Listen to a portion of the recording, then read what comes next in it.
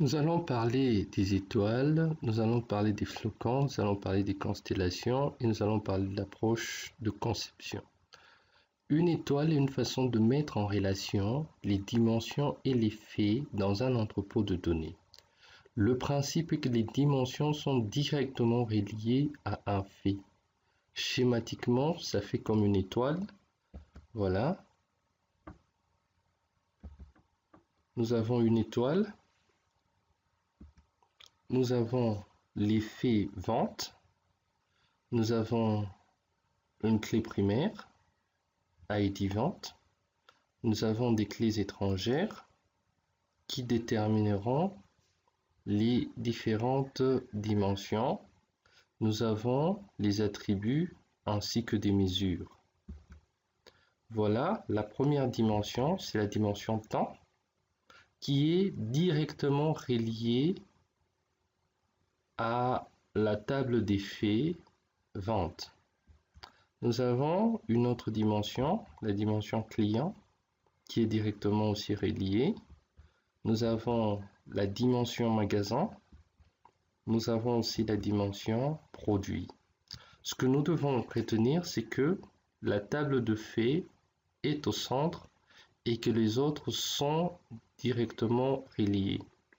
Ils sont reliés à l'aide des différentes clés étrangères. Nous notons toutefois que nous avons des attributs et là je prends le total. Le total est une mesure. Une mesure, c'est donc le résultat des opérations d'agrégation. Pour ce cas, il s'agit de la somme. Nous avons une autre façon de faire les choses, c'est le flocon. Un flocon, c'est un autre modèle de mise en relation des dimensions et des faits dans un entrepôt de données. Le principe étant qu'il peut exister des hiérarchies des dimensions et qu'elles sont reliées, ce qui donne une ressemblance à un flocon.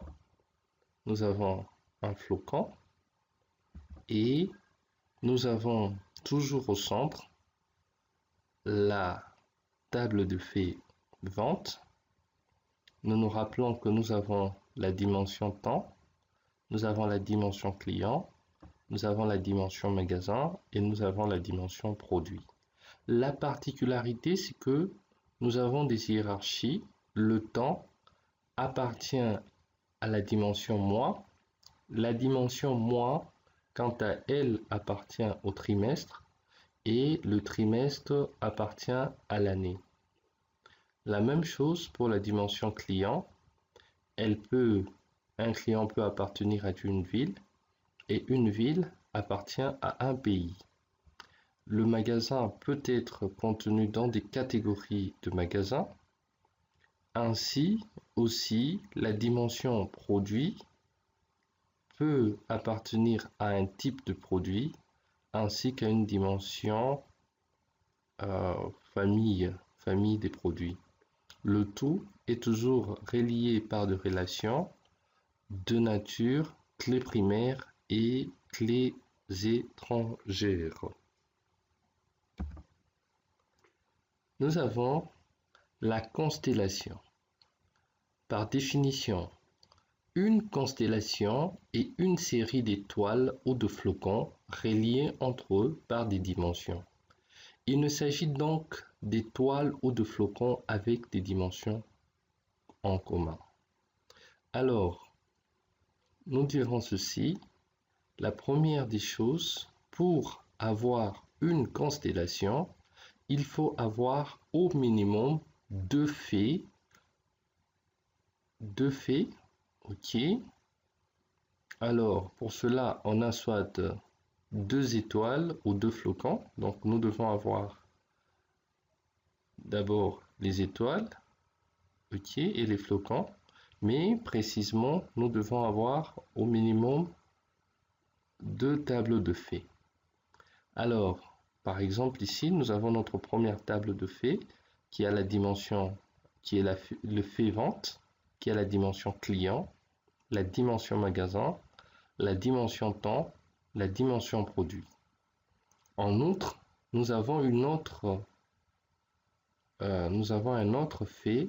Il s'agit du fait livraison qui a la dimension localisation, la dimension livreur, la dimension temps et la dimension produit. Donc, dans notre cas précis, nous avons deux faits, le fait vente et le fait livraison, et chacun des faits a 4 axes d'analyse ou 4 dimensions, mais ce que nous devons retenir aussi de particulier, c'est que nous devons absolument ou impérativement avoir des dimensions communes pour pouvoir parler de constellation. Si on n'a pas de dimension commune, c'est un ensemble d'étoiles ou de flocons. Mais pour qu'il y ait appellation constellation, il faudrait qu'il y ait des dimensions communes. Dans notre cas, c'est la dimension temps et la dimension produit. Cela veut dire que nous pouvons avoir à analyser les faits, les ventes, nous pouvons avoir à analyser les livraisons par rapport à ces différentes dimensions. En résumé, on peut voir les étoiles et les flocons comme l'atome de l'informatique décisionnelle, le plus petit élément avec lequel on peut faire des analyses et avec lequel on peut faire des magasins de données, qui mis ensemble forment un entrepôt de données. Donc, les étoiles et les flocons sont l'atome, donc le plus petit élément avec lequel on peut faire des analyses. Un environnement idéal décisionnel serait une place où il serait possible de naviguer d'étoile en étoile, de constellation en constellation, de datamart en datamart, à la recherche de l'information si précieuse. Donc nous devons veiller à ce que quand nous sommes en train de concevoir, nous devons faire de notre mieux pour que les étoiles aient de dimensions en commun, ce qui nous donne des constellations. Si ces constellations aussi ont des points de jonction, ça facilite les datamarts et de là, nous avons la facilité de retrouver une information. Un des indicateurs clés d'une bonne conception d'entrepôt est la grosseur des constellations. En effet, plus la constellation est grosse, plus cela veut dire que vous avez réutilisé vos dimensions. Qui dit réutilisation de dimensions, dit dimension complète, centralisée avec une vue orientée entreprise. Bref, nous devons avoir le goût ou nous devons rechercher à ce que nous ayons des points de jonction entre les différentes constellations que nous aurons à réaliser. Approche de conception. Alors, comment allons-nous concevoir nos entrepôts de données ou nos magasins de données? La première approche, top-down, elle consiste en la conception de l'entrepôt, puis en la réalisation de ce dernier. Ça veut dire, donc, on va concevoir tout l'entrepôt et puis on va le réaliser. Quel est l'avantage de ça? Cette méthode offre une vision très claire et très conceptuelle des données de l'entreprise ainsi que du travail à faire. Des avantages, savoir à l'avance toutes les dimensions et tous les faits de l'entreprise pour les réaliser tous. Donc, top-down, ici, il s'agit de détecter, c'est un travail assez fastidieux, détecter toutes les dimensions et tous les faits de l'entreprise avant de pouvoir prétendre réaliser l'entrepôt de données. Nous voyons bien que c'est une approche qui est assez fastidieuse. L'autre approche, nous pouvons aller bottom-up.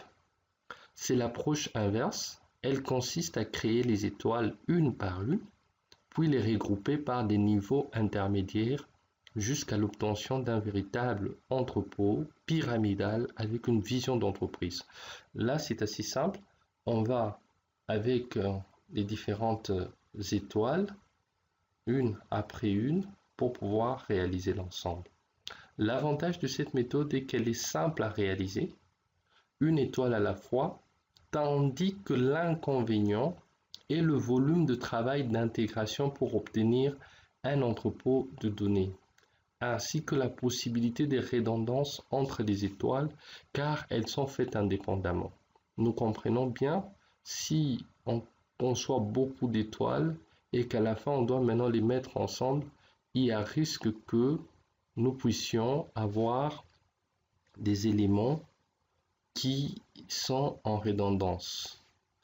D'où, je crois, c'est pourquoi nous avons l'approche middle out, c'est l'approche hybride et conseillée par les professionnels de la business intelligence. Elle consiste en la conception totale de l'entrepôt de données, concevoir toutes les dimensions, tous les faits, toutes les relations, puis créer les divisions plus petites et plus gérables, et les mettre en œuvre. Cela équivaut à découper notre conception par éléments communs. Voilà, donc ici, nous avons tout ce que nous devons réaliser, tout notre entrepôt, mais nous regardons les différentes fonctionnalités et puis nous regardons ce qui est en commun entre, par exemple, les ressources humaines et la comptabilité. Par exemple, nous pouvons voir ce qui est en commun et de ce fait, nous pouvons maintenant commencer à réaliser, à descendre en termes d'abstraction, ce qui nous donne un grand avantage. Donc nous prenons des avantages qui sont dans le top-down ainsi que dans le bottom-up et on essaye de minimiser les désavantages du top-down et du bottom-up. Ok, bref, ça c'est la partie approche de conception. Merci, j'attends vos commentaires, j'attends vos questions. Merci, à la prochaine vidéo qui nous parlera précisément du moteur d'analyse OLAP.